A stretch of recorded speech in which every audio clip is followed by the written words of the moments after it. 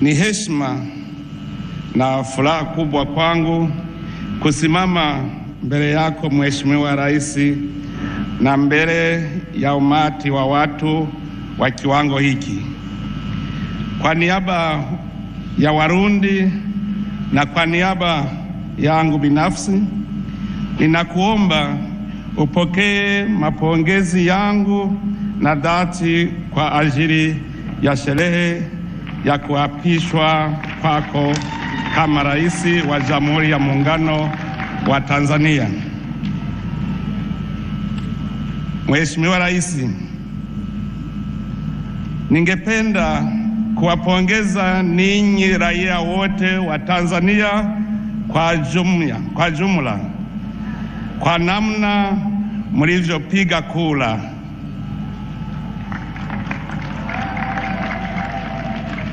Katika ulimwengu wa leo, mnajua kwa wananchi upigaji kura ni kama mtihani. Mumefaulu mtihani, hongera sana. Tunawaahidi kama Warundi kuwa pamoja nanyi na kutumika pamoja na viongozi wenu katika harakati zote ambapo tutahitajiwa. Mheshimiwa Rais, Warundi na Watanzania ni ndugu, na undugu huyo sio kitu kilichoanza leo, bali ni kabla hata kupata uhuru. Baada ya nchi zetu mbili kupata uhuru, Tanzania imepokea na kuwahifadhi raia wengi wa Burundi, hata tunajisikia nyumbani. Kutokana na mawasiliano wa urafiki vilivyopo baina ya raia wa Burundi na wa Tanzania, furaha ya Watanzania leo ni furaha ya Warundi.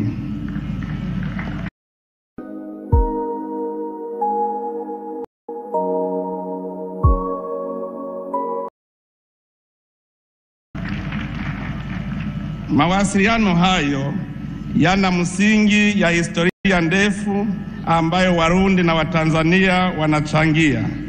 Licha ya kuwa jirani, tuko ndugu, tuko pamoja kama mti na gamba, na ni mwendeo unaostahiki kuigwa na vizazi vijavyo. Mheshimiwa Rais, amani haina bei, na Watanzania mumeelewa vizuri msemo huo, kwani kutoka zaidi ya miaka 60 Tanzania iliendelea kuwa mfano wa amani na utulivu, umoja na maendeleo. Kwa hiyo katika muhula unaoanza leo na hata baadaye, tunaitakieni Tanzania kuendelea na mfumo huyo, yani nchi ya amani, utulivu, ukarimu, maridhiano na maendeleo. Kwa upande wangu kama Rais na kwa niaba ya Warundi wote, ninajitolea kuendelea na miradi ya maendeleo tunayoichangia na Tanzania. Ningependa pia kuzungumzia umuhimu wa kuzingatia na kulinda usalama wa mipaka ya nchi zetu, tukitumika bega kwa bega. Vile vile ni sharti tuzingatie umuhimu wa kulinda usalama wa raia wetu dhidi ya tisho lolote linaloweza kusababisha vurugu katika kanda letu. Mheshimiwa Rais, nina uhakika ya kwamba chini ya uongozi wako wenye maono maalum, Tanzania itaendelea kuwa nyota kwenye njia ya kudumisha amani, kuimarisha maendeleo na umoja wa kikanda. Kwa kumaliza, Mheshimiwa Rais, ninasisitiza mapongezi yangu kwa sikukuu hii. Ninakutakia tena kila laheri katika utimilifu wa dhamira kuu, dhamira ya kuwa nyota ya raia wa Tanzania hata na bara Afrika. Mwenyezi Mungu abaki nanyi wa Tanzania leo na hata milele. Asanteni sana.